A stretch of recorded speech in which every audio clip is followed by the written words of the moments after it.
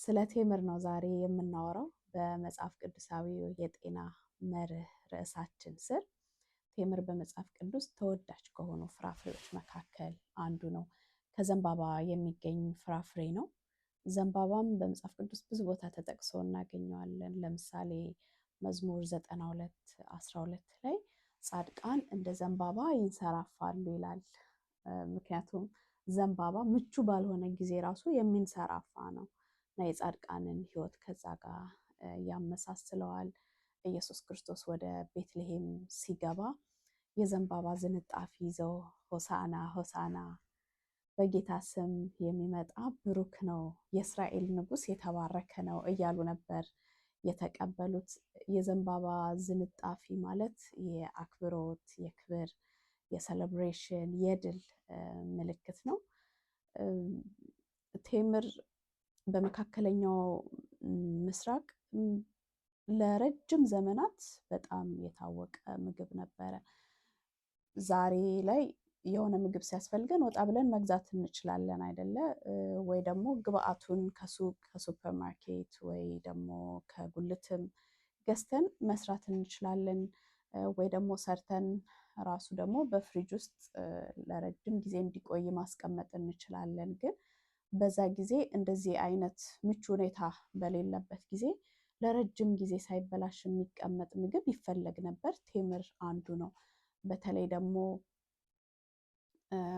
ጉዞ የሚጓዙ ረጅም ጉዞ የሚጓዙ በረሃ አቋርጠው የሚጓዙ ሰዎች ቴምርና ውሃ ይዘው ይጓዙ ነበር እና ቴምር እንደውም የበረሃ ዳቦ ወይ ደግሞ የምድረ በዳ እንጀራ በመባል ይታወቃል።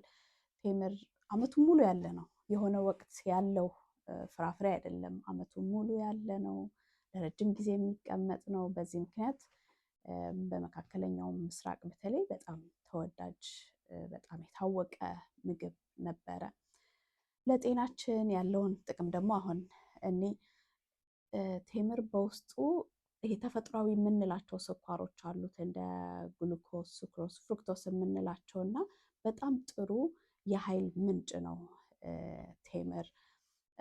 ሁለተኛ ደግሞ በውስጡ ፖታሽየም አለው። ይሄ ፖታሽየም ደግሞ ለልባችን ጤንነት ጥሩ ነው።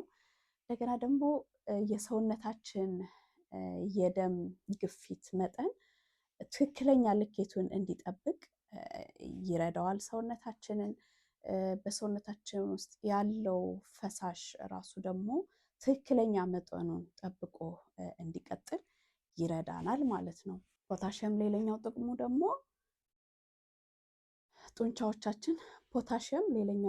ደግሞ ጡንቻዎቻችን ተግባሮቻቸውን በአግባቡ እንዲወጡ አቅም ይሆናቸዋል ማለት ነው። ሌላ ፋይበር በውስጡ አለ። ባለፈው እንዳልኳችሁ ፋይበር የምግብ መፈጨትን ይረዳል። በውስጣችን በሆዳችን ውስጥ ያሉ ጠቃሚ ባክቴሪያዎች ለነሱ ምግብ ይሆንላቸዋል። እንዲሁም ደግሞ የሆድ ድርቀትን ስለሚከላከል ከውስጣችን መወገድ ያለበት ከሰውነታችን መወገድ ያለበት ነገር በቀላሉ ቶሎ እንዲወገድ ይረዳናል። እንደገና ደግሞ ሰውነታችን የተለያዩ ተግባራትን ለማከናወን የሚያስፈልጉት ንጥረ ነገሮች ቴምር ውስጥ አሉ። ለምሳሌ እንደ ማግኒዥየም፣ እንደ ኮፐር፣ አይረን የምንላቸው እና ይሄ ሁሉ ጥቅም አለው ቴምር። እንግዲህ ቴምር እንድንመገብ አበረታታለሁኝ። ሁልጊዜ እንደምለው ሰውነታችንን በጥበብ እየመገብን አይምሯችንን ደግሞ በእግዚአብሔር ቃል እያደስን እንኖር። ይሄ ቪዲዮ ከጠቀማችሁ ላይክ እንድታደርጉት ጋብዛችኋለሁ። ሌሎችም ደግሞ እንዲጠቀሙ ሼር አድርጉላቸው። በየሳምንቱ እንደዚህ አይነት መጽሐፍ ቅዱሳዊ የጤና መርህ እንዲደርሳችሁ ይህን ቻናል ሰብስክራይብ እንድታደርጉ ጋብዛችኋለሁ። ዶክተር ሀና እባላለሁኝ። ስላዳመጣችሁኝ አመሰግናለሁ።